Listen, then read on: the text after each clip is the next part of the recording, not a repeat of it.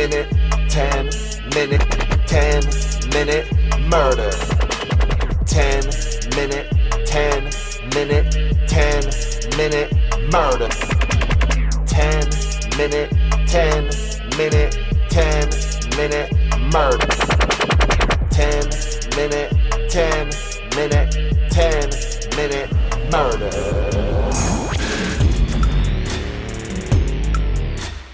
Hi there. Welcome to 10 Minute Murder, the brief and bingeable true crime podcast. My name is Joe. I'm the host, and thank you for being here.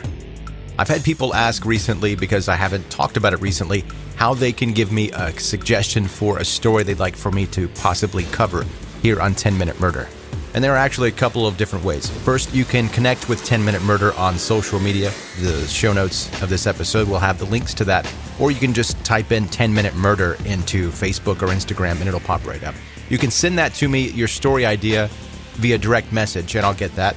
Or you can email it if it's easier to do that, 10minutemurder@gmail.com. 10minutemurder@gmail.com. And the story you're going to hear today is one of those suggestions. It came to me as a suggestion because there is a podcast called The Orange Tree. It's fantastic. I've listened to it from start to finish, and it's very well done. However, it's hours and hours long. So the suggestion was to take as much information from the case as I could and give it the 10-minute murder treatment. And if you still want more information after this episode is over and you have not listened to The Orange Tree, I would suggest you do that if you are into the longer form podcasts. Which I am. If I've got time, I will definitely listen to those longer ones, especially if they're good, like that one is. In August of 2005, University of Texas students were moving into the dorms and the apartments of the campus, excited about the beginning of a new school year. However, on the western edge of the university campus, there was one apartment with yellow police tape going across the door. Inside, a young woman's body lay in the bathtub, her hands and head severed. Somebody had brutally shot and dismembered 21-year-old Jennifer Cave.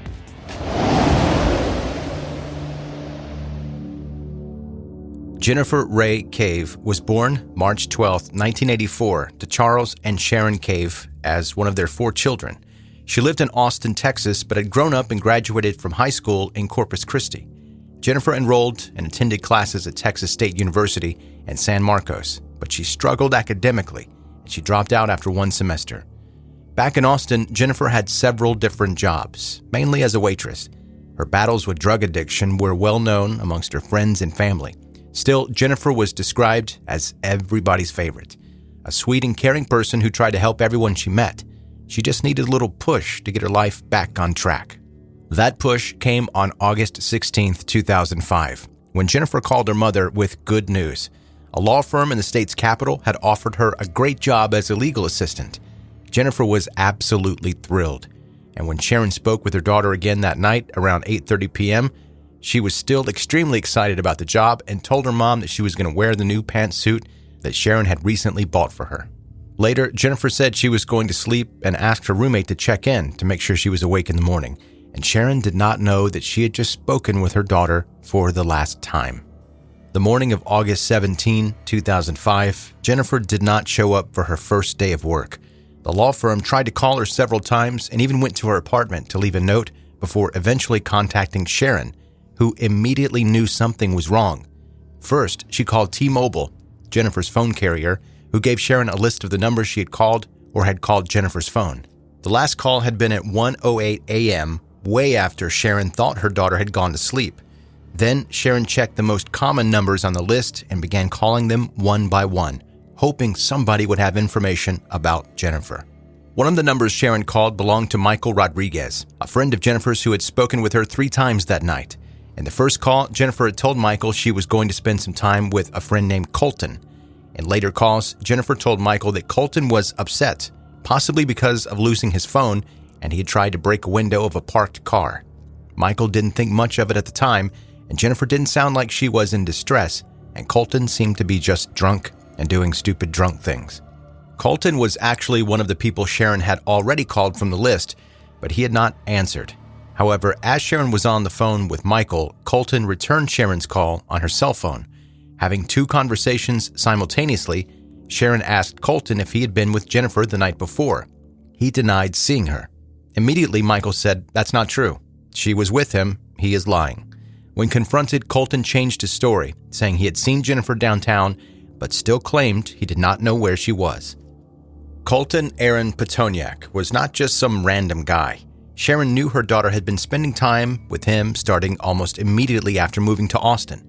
Colton was a finance major at the University of Texas, and even though the two seemed to be not romantically involved, they had a common interest: drugs.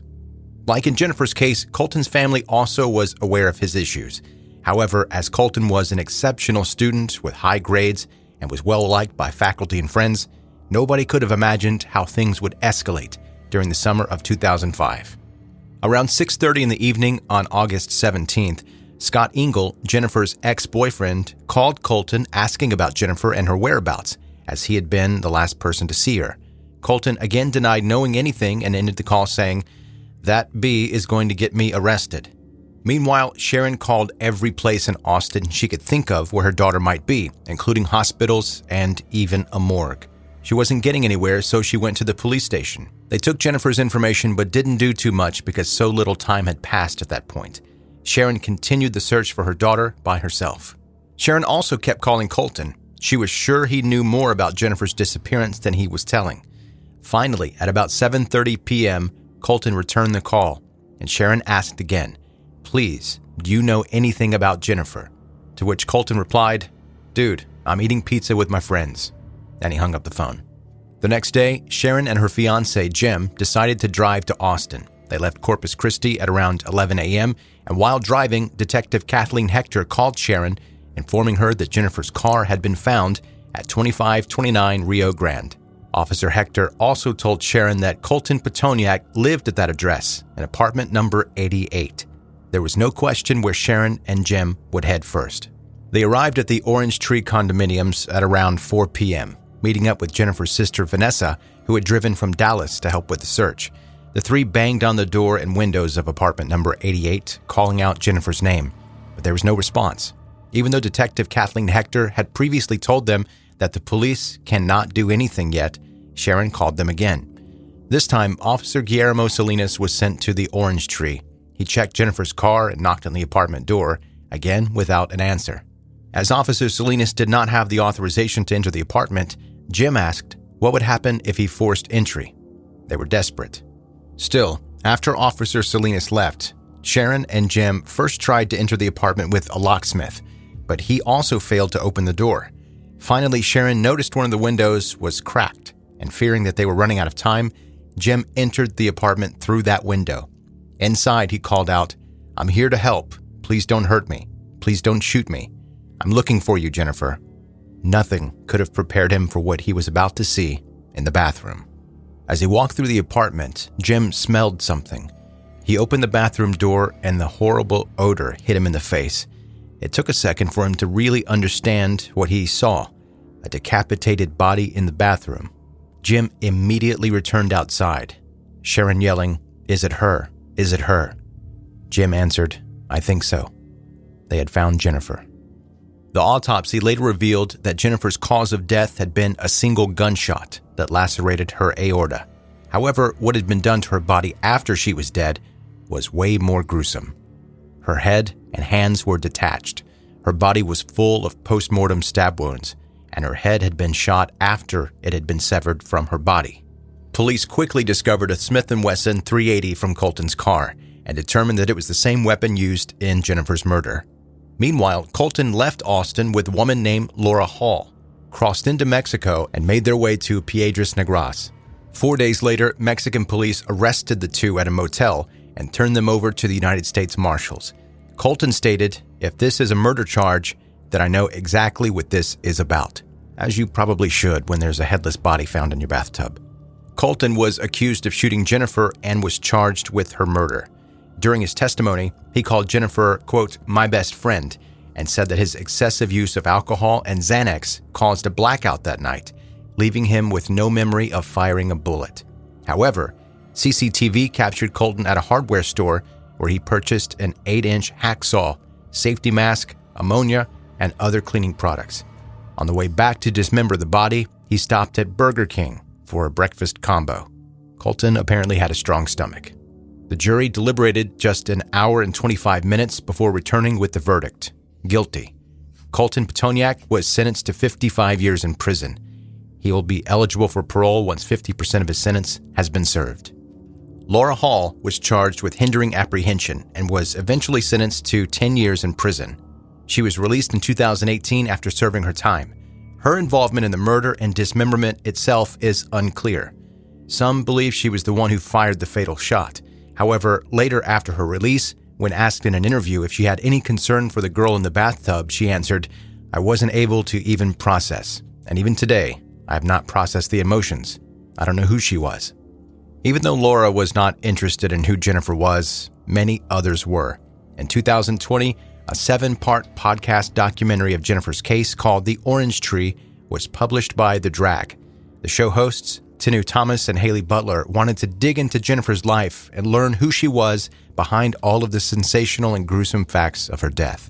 The podcast regularly broke into the top 50 of shows on Apple Podcasts and the top 10 for true crime, and includes new interview material from most of the key characters of the case, including several members of the Cave and Petoniak family. To this day, we don't know for sure what happened and why Jennifer died. And that is one of the reasons the Orange Tree podcast was created, to remind us, as Tinu said, that a crime like this could have happened to anybody.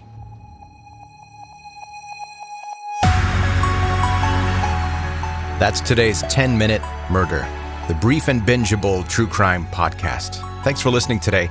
And if you've got a suggestion for an upcoming episode you'd like for me to possibly look into and talk about here on 10-Minute Murder, you can send that to me via email, 10minutemurder@gmail.com.